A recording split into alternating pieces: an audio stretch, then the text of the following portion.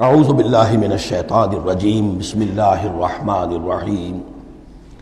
اس سے پہلے کہ ہم سورہ بنی اسرائیل کا ترجمہ شروع کریں، سورہ نحل کے آخری حصے میں ایک بڑی عظیم آیت آئی تھی کہ جس کے حوالے سے کسی قدر وضاحت ہونی چاہیے، لیکن چونکہ اس وقت میں چاہتا تھا کہ وقت کے اندر اس کا ترجمہ مکمل ہو جائے تو میں اس وقت رکا نہیں۔ یہ آیت نمبر 125 ہے سورہ مبارکہ کی، ادعو الی سبیل ربک بالحکمت والموعظۃ الحسنۃ وجادلھم باللتی ہی احسن۔ اصل میں اس میں دعوت اسلامی اور دعوت دین کے 3 مختلف لیولز کا تذکرہ ہے۔ عام طور پر اس کو ایک ہی چیز سمجھ کر لوگوں نے ترجمہ بھی کیا ہے، وضاحت بھی کی ہے، لیکن دقت نظر سے جائزہ لیا جائے تو چونکہ انسانوں میں مختلف قسم کے انسان ہیں تو دعوت و تبلیغ کے بھی اسی اعتبار سے مختلف گوشے کہہ لیجئے، مختلف لیولز کہہ لیجئے۔ مثلا یہ کہ انسانوں میں ایک چھوٹی بڑی ہی مائنورٹی ہوتی ہے جن کو ہم انٹیلیجنسیا کہتے ہیں۔ یہ وہ لوگ ہیں کہ جو عقل سے کام لیتے ہیں، کسی بات کو قبول کرتے ہیں تو پہلے عقل سے سمجھتے ہیں تب قبول کرتے ہیں، جذبات سے نہیں۔ اور یہ کہ کسی شے کو رد کرتے ہیں تو دلیل سے کرتے ہیں، اگر قبول کرتے ہیں تو دلیل سے، رد کرتے ہیں تو دلیل سے۔ یہ انٹلیکچوئل مائنورٹی آپ اسے کہیں یا انٹیلیجنسیا کہیں، یا یہ کہ اس کے لیے برین ٹرسٹ بھی ایک لفظ ہے کہ ہر معاشرے کے اندر اس طرح کے لوگ ہوتے ہیں، اور یہ ہوتے بہت کم ہے تعداد میں، لیکن ڈیسائسو ہوتے ہیں۔ اس معاشرے کا جو بحیثیت مجموعی رخ ہے وہ یہ معین کرتے ہیں۔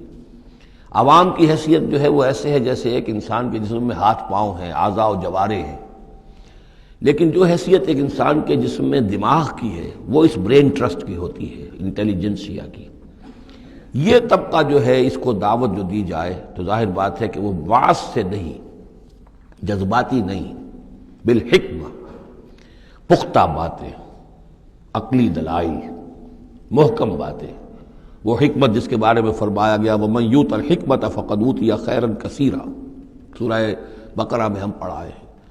اور وہ حکمت کے جو 3 جگہ پر حضور صلی اللہ علیہ وسلم کی جو تعلیم و تربیت ہے اس کے مراحل میں سب سے اونچا مرحلہ بیان ہوا ہے، یتلو علیہم آیاتہ ویزکیہم ویعلمہم الکتاب والحکمہ۔ یہ حکمت جو ہے گہری باتیں، دانائی کی باتیں، عقل کی باتیں، مسلمہ اصول، ان کے حوالے سے یہ سمجھنا کہ کس شے کی اہمیت زیادہ ہے، کس شے کی اہمیت کم ہے، کیا چیز پرائمری امپورٹنس کی ہے، کیا سیکنڈری ہے۔ ان چیزوں کو جاننے والے لوگ جو ہیں، جو اصول پہچان لیتے ہیں، پھر اصولوں کو منطبق کرنا جانتے ہیں، تو ان کے لیے دعوت جو ہے وہ بھی بہرحال اسی سطح کی ہونی چاہیے کہ وہ دعوت جو ہے دلائل پر، براہین پر۔ جب قرآن کہتا ہے اپنے مخالفین سے ہاتوا برہانکم ان کنتم صادقین، لاؤ دلیل لاؤ، تو ظاہر بات ہے کہ پھر ان کے مخاطبین جو ہیں ان کو بھی حق پہنچتا ہے کہ وہ دلیل طلب کریں۔ اب اس کے لیے ظاہر بات ہے کہ وہی شخص یہ کام کر سکتا ہے جو خود اپنی ذہنی سطح کے اعتبار سے کافی بلند ہو چکا ہو، جس کا اپنا شعور بہت پختہ ہو چکا ہو۔ جب تک کہ وہ خود حکیم نہ ہو تو حکمت کے ساتھ دعوت کیسے دے گا؟ لیکن ایک ہے عام سطح لوگوں کی، عام لوگ جو ہیں جن کے دماغوں میں اس طرح کے کوئی فطور نہیں ہوتے، کوئی وہ عقل کی چھلنی لگی ہوئی نہیں ہوتی، ان کے جذبات جو ہے اچھے، اگر جذبات اچھی بات کہی جائے تو جذباتی طور پر بھی اپیل ہو جاتی ہے۔ یوں سمجھیے کہ دل جو ہے ان کے کھلے ہیں، کھلی کتاب کے مانند ہیں، آپ جو چاہیں لکھ دیجئے، جیسے کھلی صاف سلیٹ ہے، اس پر آپ نے جو چاہا لکھ دیا۔ ایسے لوگوں کے لیے یہ ہے کہ موعظۃ الحسنہ، ایک بات جو ہے اچھی بات ہو، خلوص سے ساتھ کہی جائے، وہ شخص یہ محسوس کرے کہ جو بات یہ کہہ رہا ہے مجھ پر دھونس نہیں جمانا چاہتا، اپنے علم کا روب نہیں ڈالنا چاہتا، بلکہ یہ در حقیقت میری خیر خواہی کی وجہ سے، مجھ سے نفرت نہیں کرتا، میری تحقیر نہیں کر رہا ہے، جو یہ مجھ سے کہہ رہا ہے وہ خلوص سے کہہ رہا ہے۔ از دل خیزت بر دل ریزت، دل سے بات نکلے گی اور دل پہ جا اترے گی۔ یہ ہے موعظہ حسنہ۔ عوام الناس کے لیے دعوت جو ہے وہ اس لیول کے اوپر ہوتی ہے۔ وہ زیادہ عقلی اور منطقی اور بحثیں اور ان کے سامنے فلسفے کی جو ہے وہ کتابیں کھول کر آدمی بیٹھ جائے تو یہ گویا کہ ان پر ظلم ہے، یہ ان کے لیے تکلیف مالا یطاق ہے۔